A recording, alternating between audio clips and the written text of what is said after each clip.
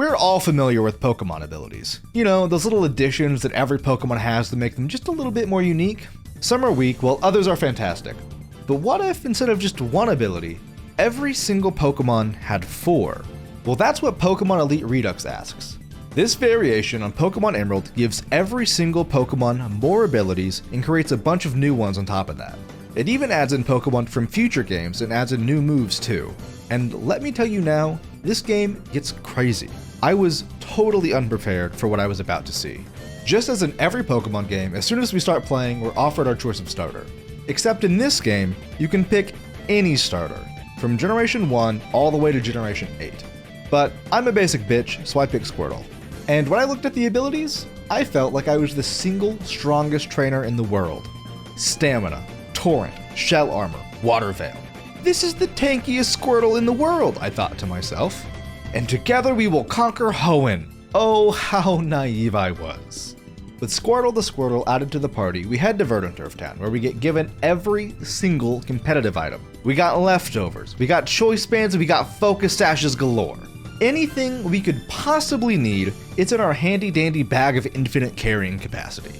But at this point, I think to myself, getting all these items so early is broken. Surely I'm not meant to use them yet. So I completely ignore them and go on my merry way. We go catch Pachuna the Poochyena and Pringle the Winkle, and then go take on May and Otrico. Pause. As you may be able to tell from the layout I was using, I was originally intending for this to be a Nuzlocke. But knowing what I know now, I don't know if a Nuzlocke of this game is feasible. See, this is not a Pokemon game. This is a puzzle game with a Pokemon-flavored coding. If you don't have the right strategies, or the right Pokemon, or the right abilities for any given fight, you just can't win. And in the next few minutes, that's what I'm about to learn. See, we attempt to fight May, and then she immediately no-diffs us. So then I think to myself, okay, maybe we won't Nuzlocke this. And let's try dipping into those items we got earlier. Because surely if we give Squirtle some leftovers, we should be able to beat the fight, right? Wrong. We immediately get swept. So I decide to see exactly what I'm up against. This game has a neat little feature where you can look at your opponent's Pokemon and see all of their moves, stats, and abilities. And this Trico is bonkers. Let's start with its abilities. It has Unburden, Overgrow, Sticky Hold, and Inner Focus. All things considered, that's not too bad. But it's also holding a Berry Juice, which this early in the game is basically a max potion. The biggest issue is the moveset. It has Swords Dance, Bullet Seed, Drain Punch, and Acrobatics at level 7. Oh yeah, it also has an Adamant Nature with maxed EVs and speed and attack. So seeing this, I entirely abandon the idea of attempting a Nuzlocke, and then I kit out my team with items, moves, and EVs, and then beat May first try. So going forward, the run counter at the bottom will be keeping track of how many times we've lost a battle, but we're never resetting the game. However, I still decided to limit myself to 1 encounter per route just to try to make team building more of a challenge. And now that I've embraced items and competitive movesets, I managed to make it to Roxanne without too much trouble. Roxanne leads the fight with an Onix, who sets up Sandstorm on entering, and with loose rocks and sturdy, it's guaranteed to set up at least 1 layer of stealth rocks before dying. We lead the fight with our Mightyena, who will become a staple of our team. See, Mightyena is a sweeping machine. In this game, Mightyena got a major power boost to its attack and speed stats. On top of that, it gets access to Moxie and Strongjaw. Throw a Life Orb or a Focus Sash on him and he's basically untouchable. Oh yeah, he also gets a brand new ability, Predator. This ability heals him by 25% of his life when he defeats a foe, so all that Life Orb damage gets totally negated. We managed to go 1 for 1 against each of Roxanne's Pokemon until she brings out her Carkol. We only have Grass and Steel types left at this point, and we get swept from here. On our second try, we lead with our Wartortle. We take out the Onix and get rid of the Sandstorm with a Rain Dance, and we get off a Toxic against the Amara before we're taken out. We bring in our Marill next, who's able to survive a Freeze Dry and hit the Amara with an Aqua Tail, taking it out. The Lairon that comes out next takes out our Marill, Meowth, and Tympole. But our Mightyena finally manages to bring down the Lairon and set up Moxie. An Ice Fang takes out the Gligar, a Grunch handles the Carkol, and her Lileep is brought down by another Ice Fang, ending the fight.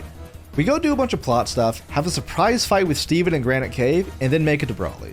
And Brawly's team is just a smidge stronger than Roxanne's.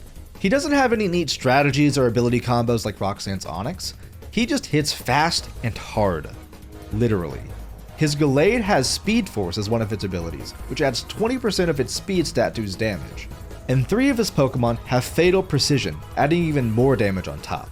This fight is a pure DPS check. On the first turn, his Gallade sets up a Reflect, which makes the DPS race far more difficult.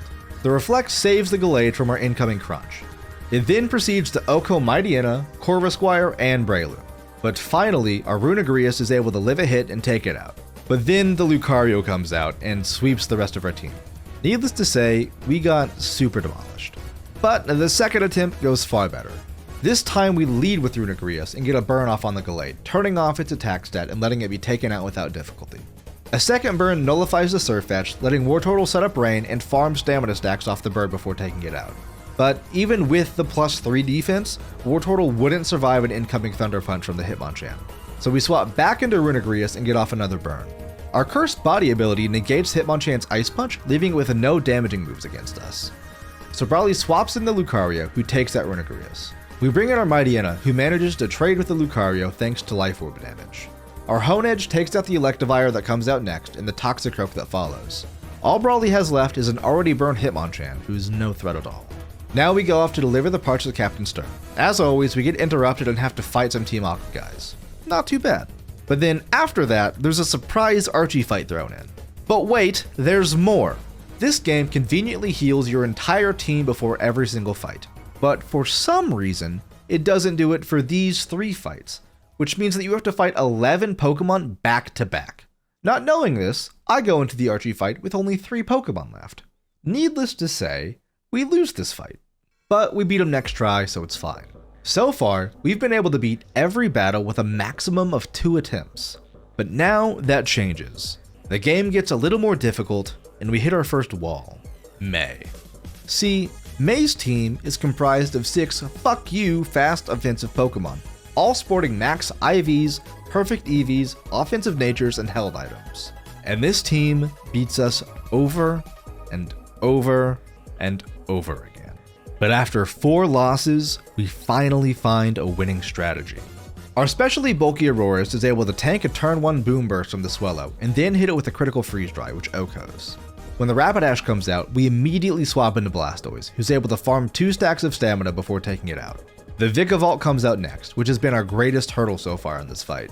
It outspeeds our entire team, has a very varied moveset, and is holding a Focus Sash, which means it's basically guaranteed to get at least 1 kill. We swap into our Runagrius for free on an incoming Thunderbolt, eat an Energy Ball, and then set up Toxic Spikes for later. He's also able to get off a Will-O-Wisp before being taken out, setting us up for the rest of the fight. We swap into Bronzong, who's able to set up a Trick Room on entry thanks to its new ability Twist Dimension. Now that we outspeed, we're able to take out the Vikavolt in 2 turns. The Mimikyu comes out next, and we swap into Blastoise to give ourselves an extra Trick Room later if we need it. Blastoise is able to trade with the Mimikyu, leaving Aurorus in against a Starmie. This would normally be a pretty bad spot, since Aurorus is weak to water. But with Primal Armor and Permafrost, super effective moves only deal 25% more damage instead of the normal 100% boost. This added bulk lets Aurorus eat an incoming Scald and OHKO the Starmie with a Freeze Dry. All May has left is her Ace Sceptile, who gets OHKO'd by Aurorus. And now that we have beaten our wall, we can move on to Watson. Watson leads with the Pachirisu, and we lead with Mightyena. Mightyena is just barely able to take out the Pachirisu, setting up his Moxie and healing him with Predator. But then Watson sends out his Ace Magnezone, and then he Mega Evolves the damn thing. Did I mention that this game added new Megas? Yeah. Needless to say, the Mega takes out Mightyena, but thankfully a Mach Punch from Breloom is enough to take it out. The Jolteon that comes out next kills Breloom with a Fire Blast, but our Runagrius is able to trade with the Jolteon. Then our Corviknight trades with the Rotom, and our Aegislash finishes off the Electros. All Watson has left is his Arctozolt, who is also taken out by Aegislash. And with that, for the first time, we beat a gym leader in 1 try. Then we go do the whole team Magma rigmarole on Mount Chimney, lose to Tabitha twice, beat Maxie first try, and make it to Flannery.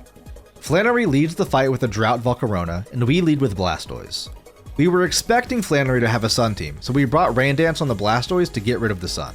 But after setting up Rain, Blastoise is taken out, letting Mightyena come in and OHKO the Volcarona. We're able to trade 1 for 1 for a few turns, but eventually we get walled by our Charizard, resulting in our loss. In our second attempt, we set up Rain a turn earlier and were able to take out the Volcarona in exchange for our Salazzle. Our Blastoise is able to farm 3 stacks of stamina off the Rapidash before taking it out, allowing him to survive 3 incoming wild charges from the Flareon that follows, before taking it out too. Then we stack the Blastoise to the Charizard, letting us swap into our Clawitzer. Charizard is a fire dragon type in this game, so a Dragon Pulse is super effective against it and is strong enough to take it out. Flannery then brings in her Ace Infernape, who she Mega Evolves. But that doesn't really matter since Clawitzer OHKOs it. All Flannery has left is a Darmanitan, who gets taken out by our Milotic, ending the fight. Up next, we have to fight Norman. But before that fight, he gives us all the Mega Stones, which is pretty cool, I guess. He leads with the Kangaskhan, and we lead with Breloom. A Mach Punch is able to OHKO, and the Dodrio that follows gets hard countered by Aegislash. Norman brings in his Banette, who hits Aegislash with a Spectral Thief, taking him out. We bring in our Milotic, and thanks to those new Mega Stones, Mega Evolve it. Milotic is able to take out the Banette while remaining at full health. But then Norman brings out his Slacking, and his Slacking doesn't have Truant. Instead, it has Stall, which means that it always moves last. But that doesn't even matter, because he Mega Evolves the damn thing. Remember earlier when he gave us quote-unquote all the Mega Stones? Yeah, so that was a fucking lie. We looked through the bag for a Slackingite and didn't find one. But luckily for us, Mega Slacking is kinda just bad. Its attack drops by 20% every turn, and Milotic has Recover, so it really isn't able to do anything to us. And frankly, the fight isn't too bad after this. Breloom takes out the Porygon Z and the Abapom with only a single Mach Punch, ending the fight. That makes the second gym leader we've beaten on the first try. On a whim, we decide to help out Watson and go fix the power plant, where we catch a Rotom. Oh, and we stumble upon Zapdos, so we catch that too. We start heading to Fortree City, help out at the weather station, and then have another run-in with our wall, May. But her team hasn't changed much, and we have more options this time around, so we only lose twice. But after that, we make it to Winona without issue. But then we learn that the Winona fight is a double battle, which we were entirely unprepared for. Winona leads the fight with the Swellow into Corviknight, while we lead with Zapdos and Milotic. Despite being unprepared, this is a perfect lead. Zapdos sets up the rain with Drizzle, letting Milotic's Sea Guardian ability trigger once and then again when it Mega Evolves, letting us start the fight in a very strong position. With this great start, we take out Winona's Swellow and Honchkrow before losing Zapdos to Dragonite. Our Milotic is taken out a few turns later, evening the losses. But then we're able to Toxic Stall the Dragonite to death and chip down the Corviknight, leaving Winona with only her Oricorio and Pinsir.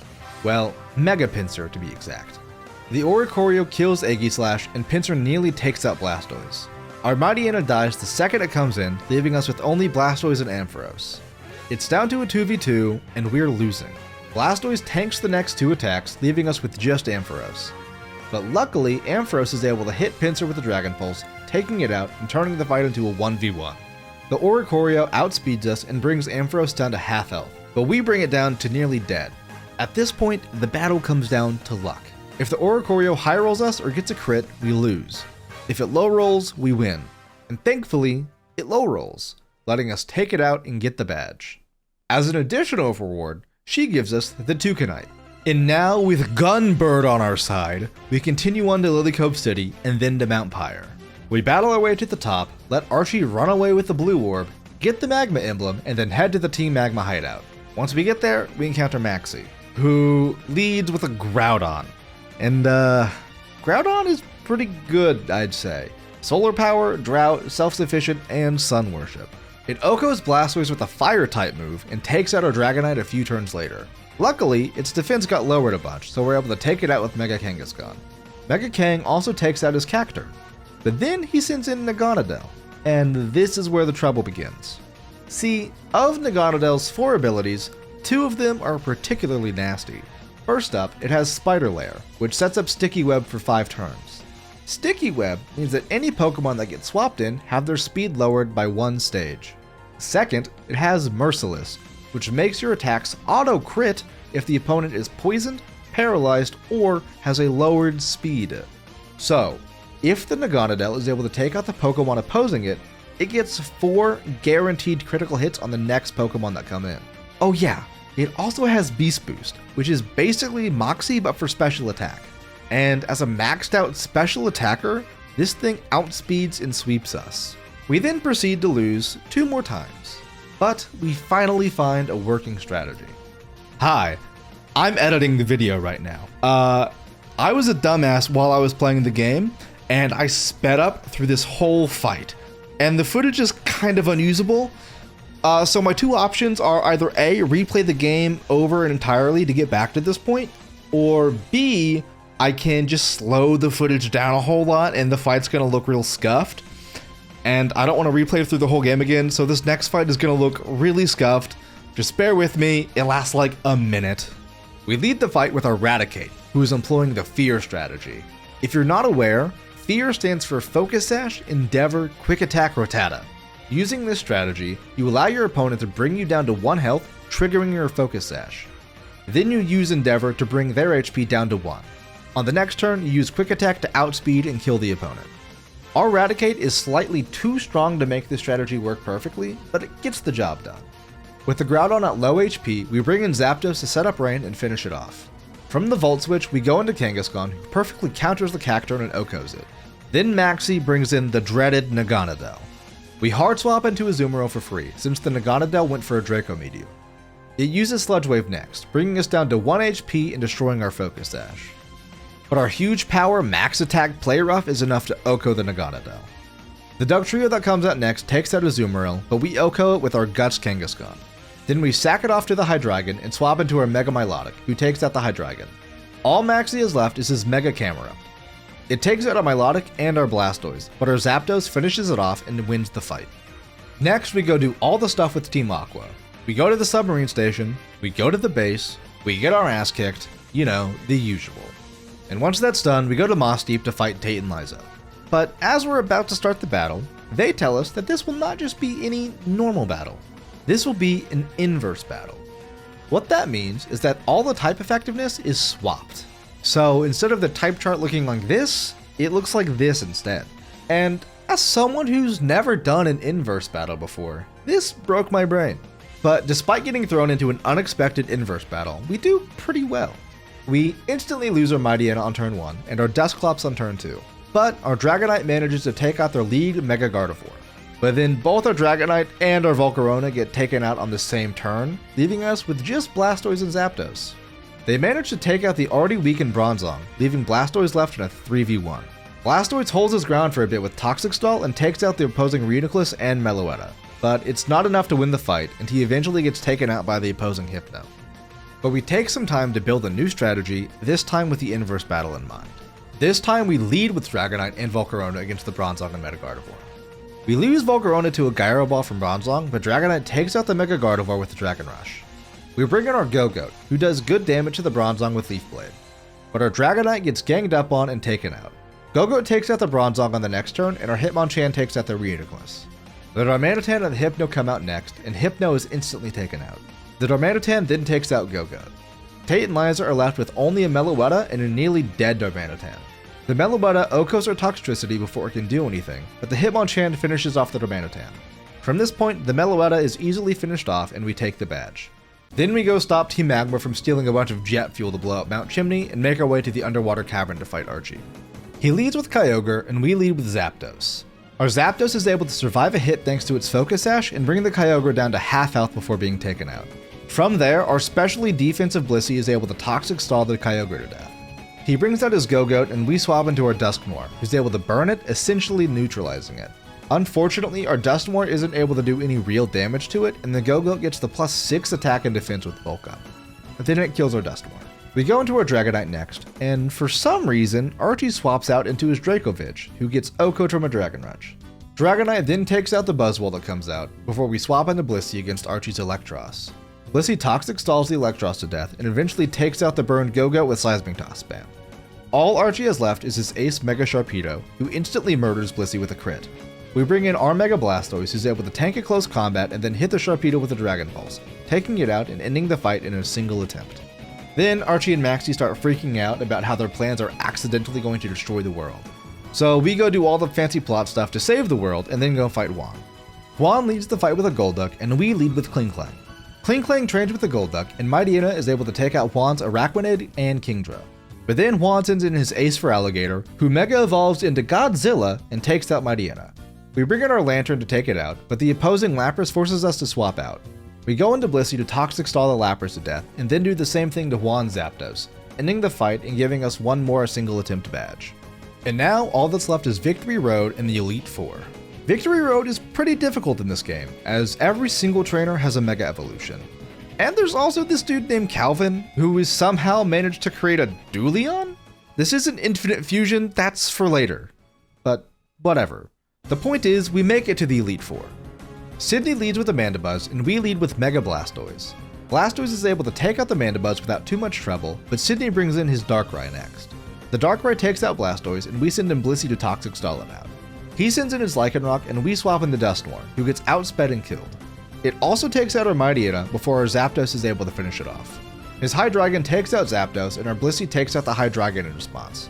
But then he brings in his ace Mega Luxray, who kills Blissey. All we have left is Dragonite against his Mega Luxray and Sableye. Luckily, Dragonite is able to tank a Crunch and OHKO the Luxray with Earthquake. Unfortunately, his Sableye has an ability called Soul Linker, which means that any damage we deal to it, we also take. That plus Confuse Ray means that Dragonite takes itself out and we lose the fight. But after 2 more attempts, we find the line to defeat Sydney. Just like last time, we lead with Mega Blastoise to take out his Mandibuzz. Then we swap into Blissey to Toxic Stall the Darkrai to death. He brings out his Lycanroc, and we swap into Blastoise, sacking it off to get a clean swap into Dragonite, who OHKOs it. When he brings in his Hydreigon, we go back into Blissey to Toxic Stall again. Then we sack off the Mightyena to bring in Dragonite again, who OHKOs the Luxray with an Earthquake. All Sydney has left is the Sableye, who is no longer an issue since we have multiple Pokemon left. Up next is Phoebe, who leads with a Hoopa. Our Mightyena trades with it, and Mega Blastoise is able to take out the Golurk. From here, we trade Pokemon back and forth until Phoebe sends in her Aegislash, who manages to finish off our remaining Pokemon. After some team building, we attempt Phoebe again, and lose again. It is at this point in the run that I learned that I can freely change the natures of my Pokemon. This whole time, I've just been using the hand that the game dealt me, functionally playing the game on hard mode. I've been using a jolly-natured Dusknoir for God's sake. So after fixing our team, we go back against Phoebe for round 3. This time, we lead with Dusknoir, who's able to take out her lead Hoopa without issue. Then she brings in her Golurk. We go for a Phantom Force to get in some damage, but somehow the Golurk hits us with Fissure, which kills. But that shouldn't be possible. Phantom Force works just the same way as Fly. I should be untouchable. But whatever, we lose Dusknoir to a bug. We bring in Mightyena, who's just able to take out the Golurk. Her Mega Gengar takes out Mightyena, but our Dragonite is able to OHKO it. The Dhelmise takes out Dragonite, and Volcarona takes out the Dhelmise. She brings in her Aegislash, and we swap into Mega Blastoise, who's able to take it out with Hydro Pump.